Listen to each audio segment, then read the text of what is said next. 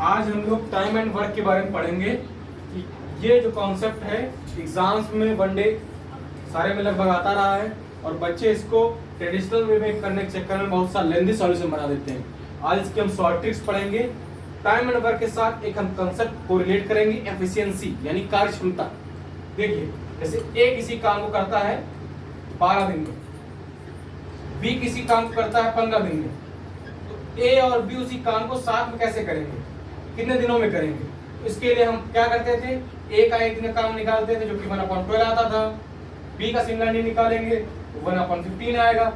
इस वे में हम इसको सॉल्व करते थे, लेकिन अब इस वे में सॉल्व करके हम दूसरे तरीके से सॉल्व करेंगे। कैसे, मैं आपको बता रहा हूँ। ए और बी का एलसीएम लिया नंबर ऑफ डेज का, यहाँ पे वो एलसीएम आ रहा है 60। अब 12 से वो कैसे जा रहा है, 12 से जा रहा है 5 बार, तो एफिशिएंसी ए की आएगी 5 यूनिट एक दिन की, और बी की आएगी 15 4 द 60 यानी 4 यूनिट। तो अगर हम 7 की बात करें तो ए और बी मिलके एक दिन में कितने यूनिट काम करेंगे, तो वो करेंगे 9 यूनिट काम। और पूरा हमारा काम मान लेंगे इस तरह केसेस में जो उनका एलसीएम आ रहा नंबर डेज की, यहाँ पे जैसे वो है 60, तो 60 यूनिट हम पूरा काम मान लेंगे। तो हमारा नंबर ऑफ डेज जब ए और बी साथ में काम कर रहे हैं वो यहाँ से निकल के आ जाएंगे सिंबल 60/9। इसी तरह से क्वेश्चन बनाएंगे कि ए और बी अल्टरनेट काम कर रहे हैं। अल्टरनेट काम करने का मतलब क्या है कि पहले ए काम कर रहा है, फिर बी काम कर रहा है, फिर ए काम कर रहा है, फिर बी काम कर रहा है।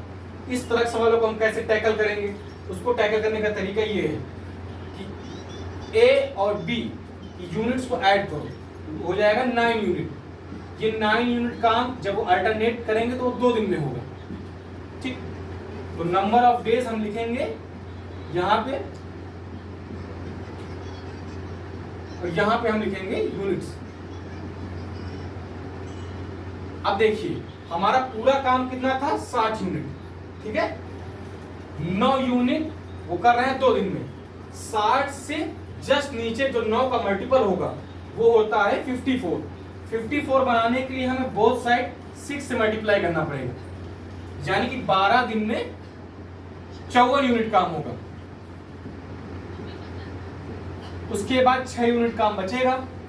6 यूनिट और करने के लिए एक दिन और काम करेगा, तो हो गए 13 दिन। 13 दिन में कितना काम हो गया, 59 यूनिट्स। अब हमारा बचा 1 यूनिट काम और टर्न आती है बी की। बी एक दिन में करता है 4 यूनिट, तो 1 यूनिट करने के लिए कितना लेगा, 1/4 डे और लेगा। तो हमारा पूरा आंसर आएगा 13 होल 1/4 डेज।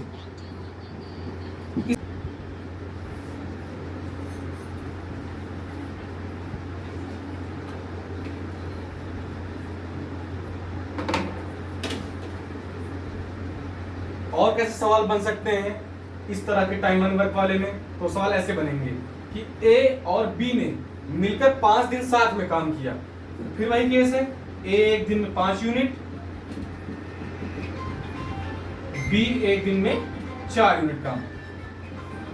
अब इनका एक दिन का काम हो गया 9 यूनिट। इन्होंने 5 दिन साथ में काम किया, 5 दिन में कितना काम कर लेंगे, 45 यूनिट। उसके बाद बी को कुछ अर्जेंट काम आ गया और उसने काम छोड़ दिया, तो रेस्ट ऑफ वर्क जो करना है वो एक करना रहेगा।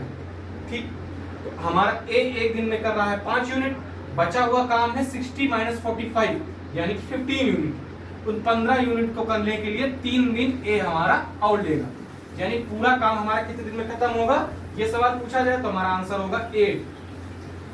बाकी कितने दिन में काम और पूरा करेगा ए, तो उसका आंसर हो जाएगा 3 डेज। इस तरह से इन वैल्यूज के साथ वो खेलता है एग्जामिनर जो हमारा है, और तरह तरह के क्वेश्चंस को बनाता है।